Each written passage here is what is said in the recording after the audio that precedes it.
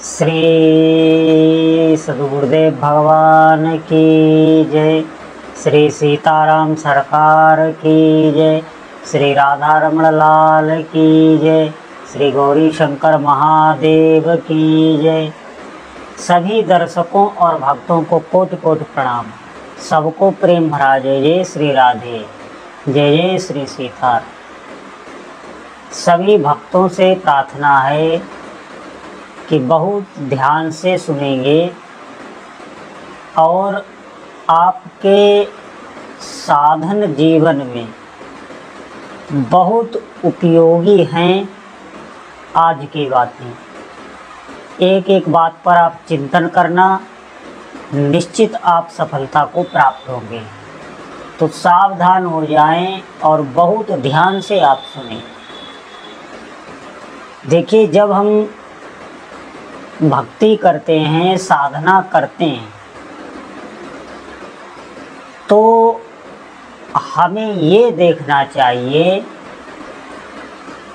कि क्या हमें अपने उपास्य देव, जो भी आपके इष्ट देव हों, जो भी आपके प्रभु हों, जिनकी भी आप आराधना कर रहे हैं, क्या उनका जब हम ध्यान करते हैं, उनका जब हम चिंतन करते हैं, तो हमारे भीतर क्या हलचल होती है, क्या व्याकुलता आती है, क्या हलचल होती है जब भी हम उनकी प्रतिमा या छवि को देखते हैं। कभी हमारे भीतर भी ऐसा अनुभव होता है, कभी ऐसे अचानक से इष्ट देव की ऐसी याद आ जाए जिसमें आपकी आंखों से आंसू निकलने लगे, आपका हृदय एकदम तड़पने लगे। ऐसी स्थिति अच्छे साधकों की होती है। अब ध्यान से आप सुनेंगे, इसे आसक्ति कहते हैं। इष्ट देव में आसक्ति, जितना अधिक आप भजन करेंगे सच्चाई से, तो आसक्ति हो जाती है। आसक्ति किसे कहते हैं? जिस प्रकार किसी भी व्यक्ति की धन में या शरीर से संबंधित जो रिश्ते हैं, उनमें आसक्ति होती है, तो आप देखना अपने प्राण तक न्यौछावर लोग कर देते हैं। आसक्ति, और यही आसक्ति इष्ट देव में जब हो जाती है, ध्यान देना,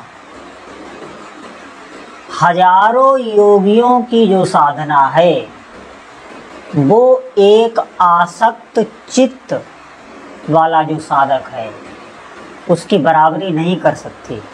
आप ध्यान देना,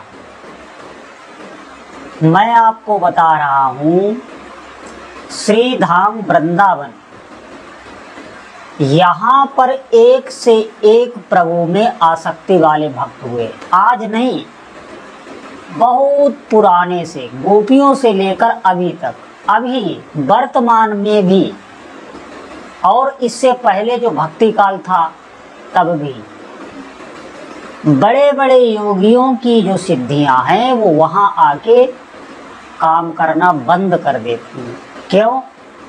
क्योंकि वो अपने प्रभु जो उनके राधा कृष्ण हैं, राधा माधव हैं, उनके प्रति आसक्त चित्त हैं। उनके शरीर की एक एक श्वास न्यौछावर है अपने प्रभु पर। उन्हीं के लिए वो जीते हैं, उन्हीं के सुख के लिए जीते हैं। शरीर धारण ही किए हुए हैं। अगर उनका नाम छूट जाए, अगर भगवान की लीला का श्रवण छूट जाए, तो वो जी नहीं सकते।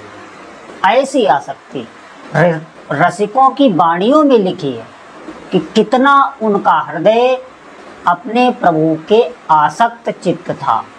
हमें सीख लेनी चाहिए। आपका उपासना मार्ग कोई भी हो, वो छोड़ना नहीं है, लेकिन हमें सीख लेनी चाहिए इन आसक्त चित्त रसिक जनों से। आप ध्यान दें, इसी वृंदावन में एक हरिराम व्यास आचार्य पद पर प्रतिष्ठित हुए हैं, जो आचार्य चरण स्वामी श्री हित हरिवंश महाप्रभु के शिष्य थे और व्यास जी नाम से विख्यात है। व्यास उपाधि उन्हें काशी में दी गई थी। प्रकांड विद्वान थे और उन्होंने अखंड वृंदावन वास ले लिया था। वो ओरछा के बुंदेलखंड के रहने वाले थे और जब वहाँ के जो राजा थे वो उन्हें लेने जब वृंदावन आए तो वो उनके गुरु के पास आए और गुरु से उन्होंने प्रतिज्ञा करवा ली कि इन्हें वहाँ भेज दो, वहाँ बहुत से लोगों का कल्याण होगा। ध्यान से सुनना इस बात को।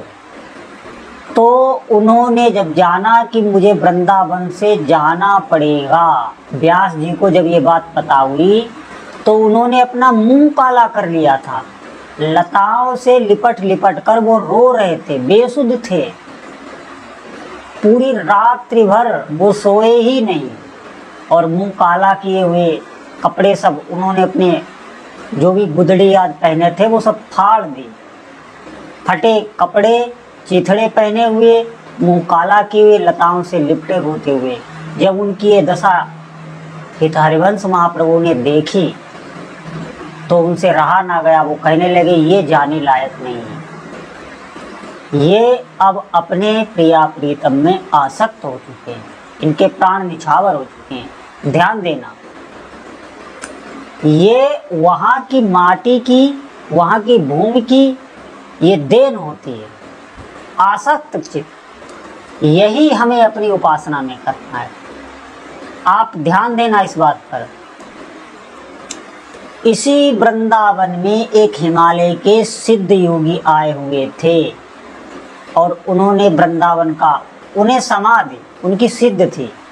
वो बैठ जाते थे समाधि में तो बताओ कई दिन तक वो समाधि से उठे ही नहीं, सिद्ध योगी थे। लेकिन जब वो वृंदावन आए तो उन्होंने देखा कि अरे यहाँ तो सब खाने पीने वाले, गाने बजाने वाले संत हैं। उनके भीतर ये भाव आ गया। अब ध्यान देना, तो वो वहाँ से जाने लगे। उनके मन में विचार आया क्यों न हो एक वृंदावन की परिक्रमा कर लिया है। वो वृंदावन की परिक्रमा देने के लिए गए।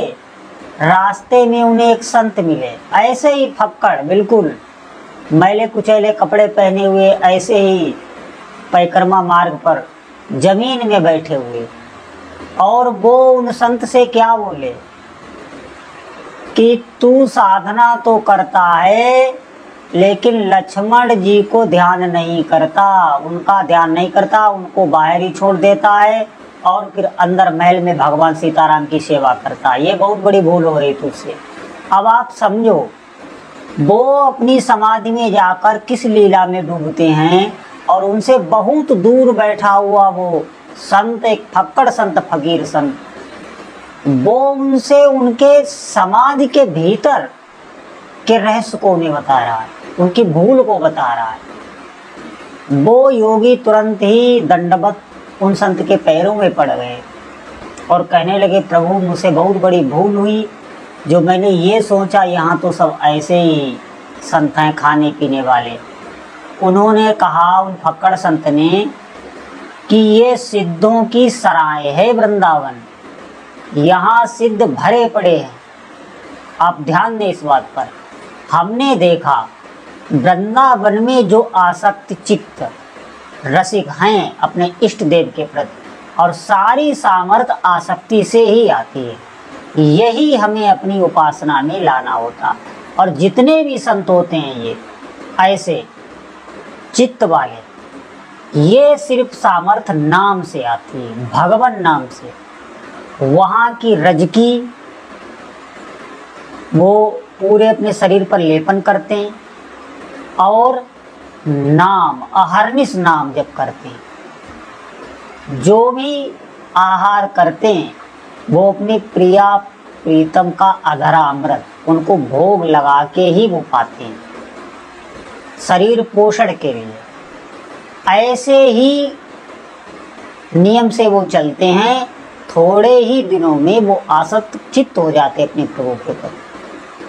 बिल्कुल उनके प्राण एक हो जाते हैं, उनके चिंतन में डूब जाते, तड़पने लगते। उनका नाम छूटे तो उनके प्राण निकलने लगते हैं। ये आसक्ति, और ये बहुत बड़ी सिद्धि है। इससे बड़ी कोई भी सिद्धि नहीं है। कोई भी, चाहे जो भी साधना हो जिस मार्ग की, सबसे ऊंची साधना यही है कि अपने प्रभु में आसक्त हो जाए। फिर संसार की कोई जगह ही नहीं है। प्रभु का थोड़ा सा भी अगर आप आसक्ति से चिंतन करने लगे तो संसार पूरा फीका पड़ जाता है। किसी भी भोग में इतनी सामर्थ्य नहीं है जो आपको आसक्त कर सके, आकर्षित कर सके। तो सभी साधकों से प्रार्थना है कि सच्चाई से आप नाम जप करिए और लक्ष्य यही रखिए कि मुझे प्रभु के चरणों में प्रेम हो जाए, आसक्ति हो जाए। सबसे बड़ी उपलब्धि है।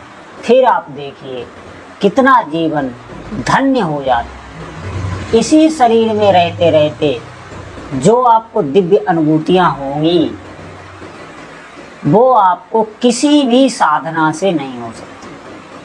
और इसका प्रधान है नाम।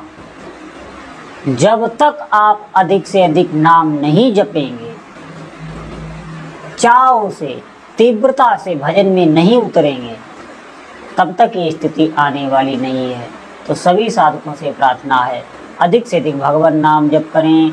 बोलो जय जय श्री सीताराम।